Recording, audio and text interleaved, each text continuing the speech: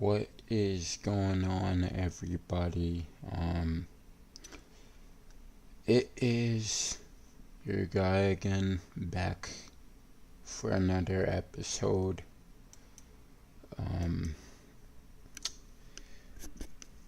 Happy Friday.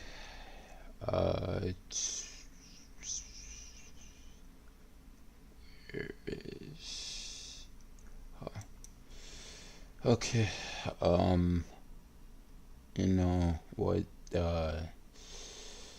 Today is Ferrari Friday, as you guys know. I wonder what decade or year I want to start off with.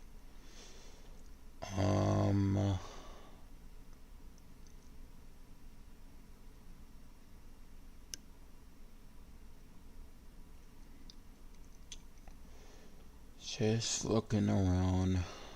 Let's see.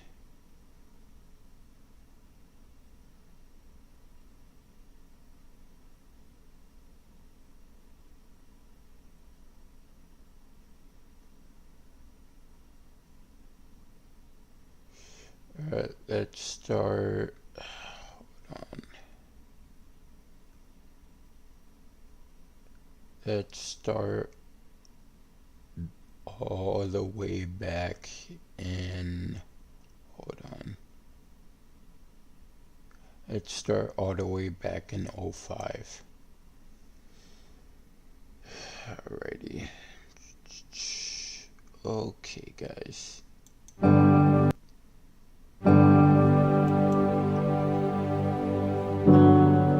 I am always astonishing myself. It's the only thing that makes life worth living, said Oscar Wilde. However, it isn't easy to amaze, especially in an industry such as the automotive one. Yet, presenting the Super America, Ferrari did manage to astonish, and once more surprise, by creating a car that was highly original and innovative, combining the excellent performance of a 12-cylinder berlinetta with the versatility of a convertible. The Super America used a highly advanced roof solution, being the first car in the world with a revochromic roof. The main surface of the roof was made of an electrochemical glass panel, allowing the driver to operate a dashboard control that could adjust the amount of light inside the car from 4 to 40%. The roof had another special feature too, designed by Fioravanti, using a rolling mechanism for its opening. Made out of carbon fiber, it was very light, causing minimal variance in the center of gravity between its closed and open configurations. The new roof concept, integrated with electrochromic glass technology applied to large glass surfaces, enabled the car to morph in seconds from coupe to convertible, adding the functional advantages of the coupe to the traditional advantages of open-top models. Ferrari first used the name Super America between 1956 and 1961. It marked a number of models, all strictly 12-cylinder and produced in limited series. This model was no exception. Built on the base of the 575M Maranello, the Super America used what was then the latest development of the Ferrari 12-cylinder engine, boosted to 540 HP. The full integration of the roof opening system and the electrically actuated kinematics made the Super America the world's fastest convertible, with a top speed of 320 km per hour. The styling of the Ferrari Super America, entrusted to Pininfarina, made it possible to respect the balance of volumes, typical of a Maranello 12-cylinder engine, while at the same time providing an original integration of the car's most distinctive function, the revochromic roof. This innovative component connected to the car body thanks to its two side fins that refer to Ferraris of the past and that, in the Super America, also serve the roll bar function in synergy with the roof and windscreen. The front view stood out thanks to the new look of the headlight covers and the air intake on the bonnet. Both were aluminium in color. The rear of the vehicle, with its new boot carrying an embossed Ferrari shield, was instead designed to highlight the muscular curves and lines, which were at the same time graceful and fascinating. The Super America's exclusivity was also clear in the interior, with its detailed leatherwork and use of carbon fiber for the roof controls, radio frame and the instrument panel. The entire interior was also visually redefined due to the brightness of the glass roof, which was achieved without compromising habitability and space.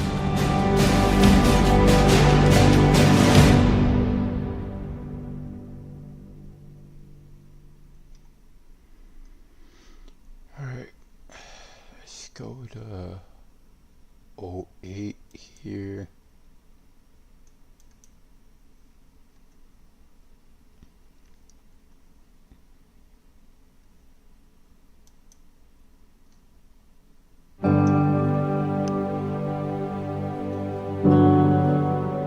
The 2008 F1 season brought another eagerly awaited duel between Ferrari and Mercedes. Everyone was waiting with bated breath for a repeat of the battle between Raikkonen and Hamilton, whose presence with McLaren forced Fernando Alonso to return to Renault. Ferrari, on the other hand, confirmed that Felipe Massa would once again be flanking the Finnish world champion. Hamilton and Raikkonen took a victory apiece in Australia and Malaysia, but Massa had a rotten start to the season, picking up no points at all. The Brazilian, however, made up for lost time in Bahrain and Turkey, while Raikkonen won in Spain. 5 rounds into the season, the Ferrari drivers were in the top 2 spots in the standing, but then Hamilton triumphed at Monaco. The Canadian Grand Prix proved chaotic, as the English McLaren driver failed to notice a red light at the end of the pit lane and collided with Kimi's Ferrari, bringing both their races to an untimely end. The Canadian GP was won by Kubica in the BMW Sauber, who also jumped to the top of the standing.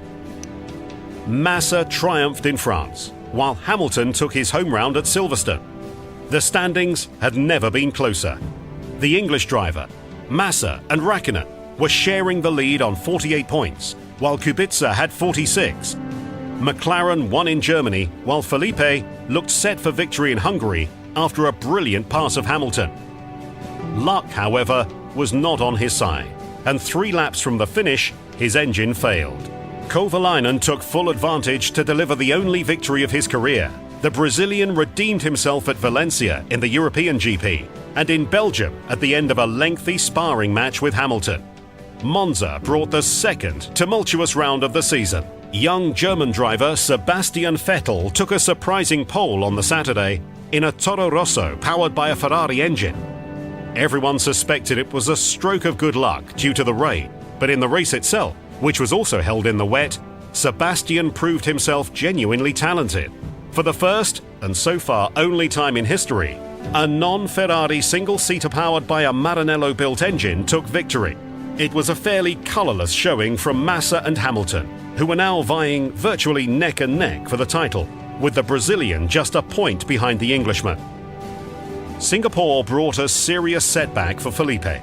The Brazilian pitted while the safety car was out after Nelsinho Piquet's accident, which later proved deliberate. Unfortunately, he pulled off from the pit box with the fuel hose still attached to his F2008. It was the end of the race for the Brazilian, who was leading at the time. In the last round of the season, at Interlagos, Felipe was chasing Hamilton, who was 7 points ahead. This was the same points gap Raikkonen had made up the previous year, but it seemed unlikely the miracle would repeat itself 2 seasons in a row. The Constructors' Championship situation was less worrying, as Ferrari held an 11-point lead on McLaren. At the start, the track was wet, but beginning to dry off. Massa took the lead. Behind him, things were getting complicated for Hamilton, who ended up off the track after an attempted pass and dropped back to 7. If Felipe won, Lewis would need to finish at least 5th. On lap 43, he made his way up to where he needed to be, and Massa's work seemed for nothing. However, late in the race, it started to rain once again, mixing up the positions. All the cars pitted, aside from the 2 Toyotas that took the gamble of staying out on dry tyres. 3 laps from the finish, Massa was leading and Hamilton lying only 6th. Felipe shot under the checkered flag to a huge roar from the Sao Paulo home crowd and, for a few short moments, was technically world champion. Hamilton, however, had not given up and, helped by the rain, was upping the ante out on the track. In fact, he passed the Toyota of Timo Glock at the last corner on the final lap to win the title by a single point. Felipe's tears mixed with the driving rain as he beat his hand on his chest. Defeat, but in the minds of the Brazilian crowd, which gave him an ovation of the kind they had previously only reserved for the legendary Ayrton Senna. Ferrari consoled itself with the 16th Constructors' title in its history.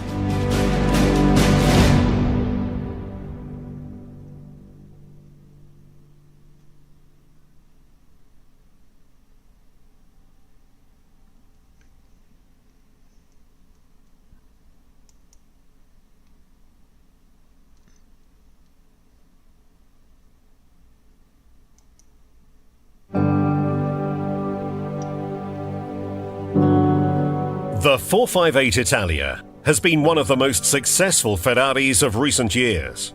Presented at the Frankfurt Motor Show in September 2009, it combines style and innovation like few other cars, and has also picked up an impressive number of wins in its track versions. It was clear that this was an unusual car from the faces of journalists when it was unveiled in the presence of Ferrari management. The 8-cylinder beauty from Maranello is a synthesis of technological innovation, creativity, style, and passion. In its own way, a perfect example of the best of Italy. Indeed, the car carries the country's name alongside the number that refers to the unit cylinder capacity. The car represented a new page in the history of Maranello in every respect, from the power unit to the handling, from the instrumentation to the human-machine interface. The 458 Italia also benefits from Ferrari's experience in Formula One, from which it adopts precision and immediacy in response to the driver's commands. Also, the instrument panel was developed on the basis of input from the single-seater, for the first time giving the driver a series of parameters to help optimize performance. 7-time Formula One world champion Michael Schumacher also contributed to the design of this car. Designed by Pininfarina, it has an aerodynamic efficiency that optimizes downforce and cuts drag by reducing the air intake front section of the radiator. The 4.5-litre engine is Maranello's first centrally mounted V8 fuel injection engine. It is capable of 570 horsepower and is assisted by an F1 dual-clutch gearbox with 7 gears. The 458 Italia accelerates from 0 to 100 km per hour in under 3.4 seconds and has a top speed of 325 km per hour, delivering outstanding performance combined with perfect safety, thanks to the eDiff and F1 track electronic systems alongside the newly developed ABS. The 458 Italia was the star of the Frankfurt Motor Show from its very first day, and over the following years won a record number of awards, among which the Car of the Year by Rob Report, the BBC Top Gear Car of the Year and Supercar of the Year, and a similar recognition from the German magazine Auto Motor und Sport. The engine also won awards as Best Performance Engine and Best Engine Above 4 litre in 2011, 2012 and 2014 as part of the International Engine of the Year. The 458, of course, has also triumphed on track. 4 versions have been produced. The GT2, then GTE for the main endurance competitions, the GT3 for all other GT championships, and the Grand Am version for races on American soil. These are supplemented by the 458 Challenge, built for the Prancing Horse One Make series, but that has also won many competitions against other constructors. The 458 GTE has triumphed twice in the GTE Pro class of the 24 Hours of Le Mans with AF Corse and Jimmy Bruni, Tony Villander and Giancarlo Fisichella, but has also notched up many victories in the GTE AM class, the latest in 2016. It has brought Ferrari 4 World Constructors titles. The 458 GT3 has won nearly 500 races on 4 continents, including the 12 Hours of Bathurst, Australia, and the 24 hours on the legendary track of Spa-Francorchamps, helping to write new pages in the legend of the prancing horse in the history of motorsport.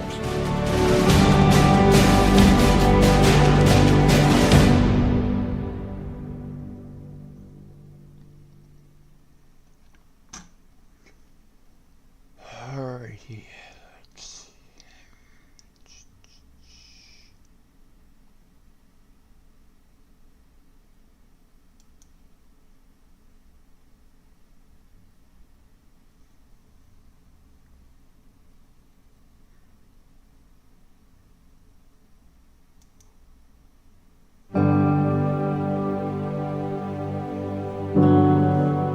The 2003 Formula One season will be remembered as one of the most hard-fought in the history of the sport. Although Michael Schumacher and Ferrari once again took both drivers' and constructors' titles, they had to battle until the very last race of the season to secure victory. A very different story from the previous 2 years. A shadow was cast over preparations for the F1 Championship by the death of a key individual in Ferrari's history, Gianni Agnelli, who passed away on January 24th, a little over a month short of his 82nd birthday. It was decided to name the new single-seater the F2003 GA in celebration of his life. Both five-time world champion Michael Schumacher and Rubens Barrichello remained with the team. Once again in 2003, Ferrari took the single-seater that had dominated the last championship, the F2002, to Australia.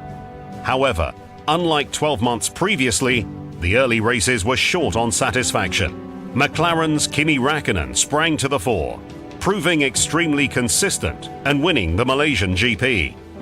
The European season opened at Imola at Easter with the San Marino GP. The front row on the grid that Sunday was taken up by the Schumacher brothers, who were competing with heavy hearts, as their mother, Elizabeth, had passed away the same morning. Michael delivered his first victory of the season and took his place on the podium wearing a black armband as a sign of mourning before he and Ralf set off for Germany together. 2 weeks later, the F2003 GA made a spectacular track debut. Schumacher dominated the Spanish GP and also won in Austria, climbing back to just behind Räikkönen on the championship standings. The Finn was leading on 40 points and the German now had 38. Ferrari too moved to the top of the constructors' points for the first time that season. After Juan Pablo Montoya won the Monaco GP, however, Williams also joined in the battle between Ferrari and McLaren. Schumacher returned to the number one spot in the standings on June 15th, when he won the Canadian GP, in which Räikkönen couldn't manage better than 6th.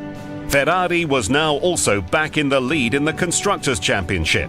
But after Ralf Schumacher won 2 races in a row, it had to reckon with Williams, which was now just 3 points behind.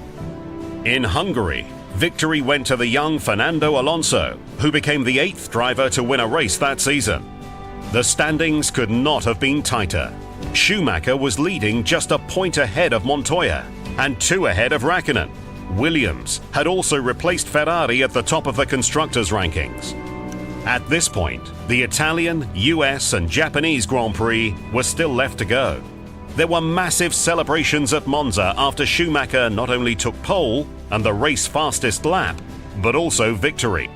Montoya, however, was second and lost only 2 points, so he was still nipping at the Germans' heels. 2 weeks later at Indianapolis, Michael delivered another pivotal victory, which, combined with Montoya's 6th place finish, meant the Ferrari driver was now the best placed to win the title. He was holding a 9-point lead over Räikkönen and 10 over Montoya, who was thus out of the running altogether. The team was also celebrating as the Scuderia jumped back to the top of the constructors' standings after the same race. 2003 did not prove a great season for Barrichello, who all too often finished well behind the leaders. He did, however, make a vital contribution in Japan to Schumacher's title victory. After Montoya retired, in fact, he held Räikkönen in the McLaren at bay for the entire race. The Finn eventually just took 8 points, not enough to win him the title. Schumacher, on the other hand, was particularly nervous. he only qualified 14th, and in the race itself, struck local Japanese driver Takuma Sato's car, thereafter struggling to take even the single point available to the 8th place finisher. But in the end, he did it, and was World Drivers' Champion by 2 points, outdoing Fangio with his 6th title. Montoya's retirement also saw Ferrari clinch the Constructors' Cup, the 13th of its career, and its 4th in a row.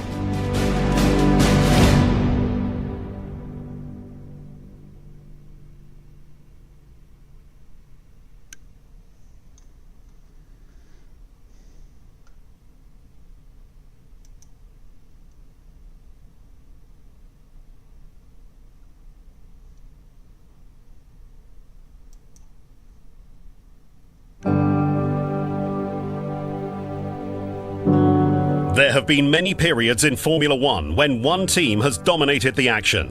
At the start of the new millennium, Ferrari completely ruled the roost, reiterating the supremacy of its team, drivers and technology season after season. The team of mechanics that assisted Michael Schumacher and Rubens Barrichello most definitely added more than a few extra horsepower too, endlessly sending the cars back out on the track ahead of their rivals after blisteringly fast tyre changes and refueling stops.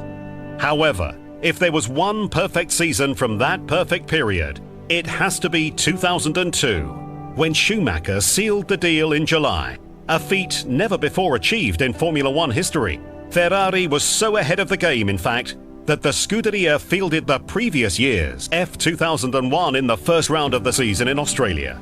At that point, the team was still lapping the F2002 back at Fiorano to improve its reliability. But on the performance front, there was no issue at all. It was already delivering. And how? Schumacher won the Australian Grand Prix and was second in Malaysia in the F2001 before debuting the new car, which proceeded to win its maiden race at the demanding Interlagos circuit. At Imola, Barrichello, who'd had a very unlucky season thus far, was also given an F2002, and he and Schumacher immediately delivered their first 1-2 finish of the season. The German champion then went on to win in Spain, Austria, Canada and Great Britain, while his rivals took turns, standing beside him on the podium, nabbing points from each other in the process. Barrichello, for his part, won the European Grand Prix at the Nürburgring. By the time the French Grand Prix came around, Michael had a 54-point lead over Juan Pablo Montoya of Williams. The race started out as a three-pronged sparring match between Montoya, Schumacher, and a young McLaren driver called Kimi Räikkönen. Michael attacked Montoya, but the Finn passed him at the Adelaide hairpin. Räikkönen looked set for victory when, 5 laps from the finish, he locked up and went wide after hitting oil from Olivier Panis's Toyota. Schumacher took very shrewd advantage and shot past the McLaren to be first over the line. That victory, combined with his rivals' results, gave him his 5th World Drivers' title, equaling the record set by 1950s racing hero Juan Manuel Fangio. It was still only July 21st, but the game was over. Ferrari had to wait until the Hungarian GP on August 18th to secure the Constructors' title. At the end of the season, Ferrari had tallied 15 wins, 10 pole positions and 27 podiums, giving it a total of 221 points, which was exactly the sum of the points clocked by all the other constructors in the championship. In October of the year, the Scuderia dominated the circuits. Maranello unveiled the Enzo Ferrari at the Paris Motor Show, a car that, very fittingly, had benefited enormously from the Prancing Horses Formula One experience in many of the solutions adopted. Just 399 Enzos were built, all sporting a 6-litre V12 that unleashed 660 horsepower at 7,800 RPM. Its strong links with the F1 single-seater were instantly obvious from its nose section, but the connection went well beyond the merely aesthetic, with the racing department providing much technical input. Both chassis and body shell were made from carbon fiber. The model was Ferrari's first with complete integration of the electronic vehicle dynamic controls, with an innovative and advanced human-machine interface. The suspension was pushrod all round, and the car was fitted with F1-derived carbon ceramic brakes for the first time. Then, in 2005, a 400th example was built as a gift for Pope John Paul II. That particular Enzo Ferrari was auctioned for charity by the company, and the proceeds, $1.1 million, were donated to the Vatican for humanitarian relief. The Enzo also inspired Ferrari to produce the FXX, the first car in the XX program, which sees a strictly limited run of extremely powerful high-tech laboratory cars built exclusively for track use.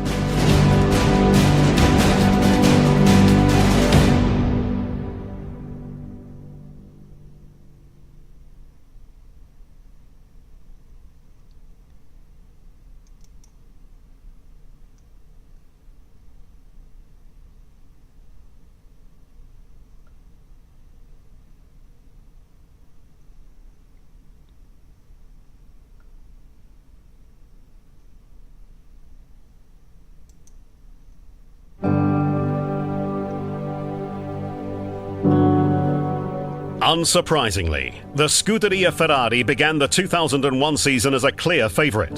The Maranello team had won both titles the previous year and had reconfirmed its drivers and engineers. The fact that there were no huge changes to the rules also provided further reason to believe that Ferrari would once again be the team to beat.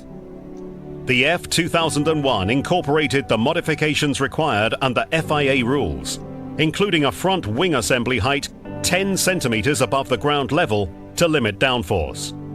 Otherwise, it featured the same successful concepts offered by the 2000 car, as well as additional tweaks that made it even lighter, with more freedom in ballast allocation. Michael Schumacher dominated the first two races in Australia and Malaysia, but David Coulthard took the honours in Brazil in the McLaren. The British driver would prove to be Schumacher's only real rival that season, as he turned consistency into his greatest strength. Michael was forced to retire from the race at Imola, but then won both the Spanish Grand Prix and the European GP at the Nürburgring.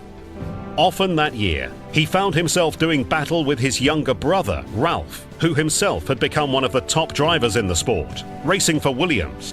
His teammate, Colombian Juan Pablo Montoya, would engage the Ferrari driver in some spectacular duels too in the course of the season. Michael Schumacher, however, took a definitive lead in the title race at the French Grand Prix, which he won ahead of Coulthard, who finished third.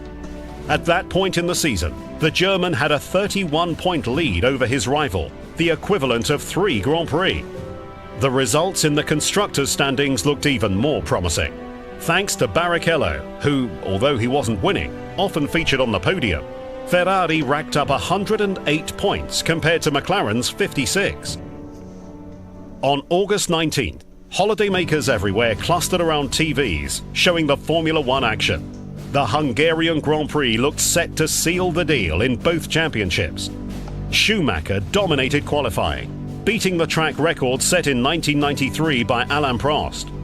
He was 801 milliseconds faster than Coulthard and 894 ahead of Barrichello.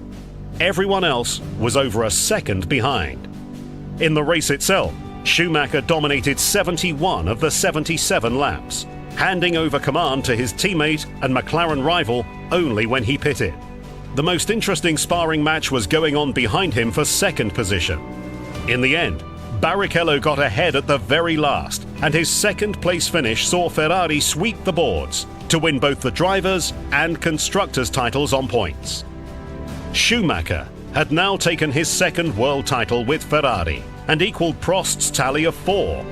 The German also matched the French champion's total of 51 Grand Prix wins.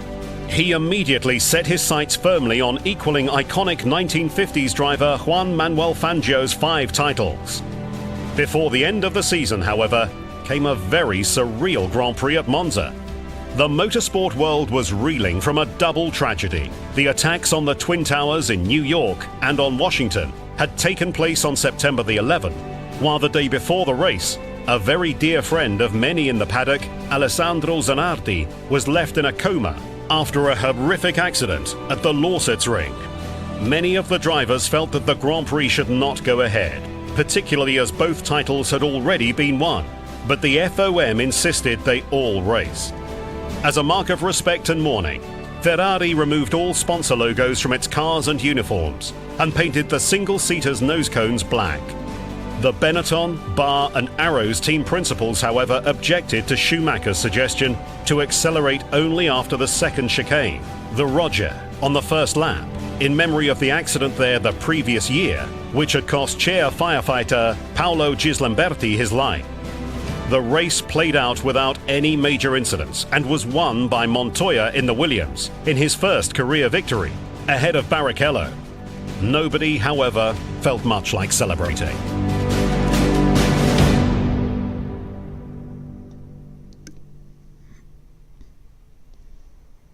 Alright guys, that is it for today's episode. I will be back possibly Monday. Have a great weekend, guys, and yeah, hopefully your day is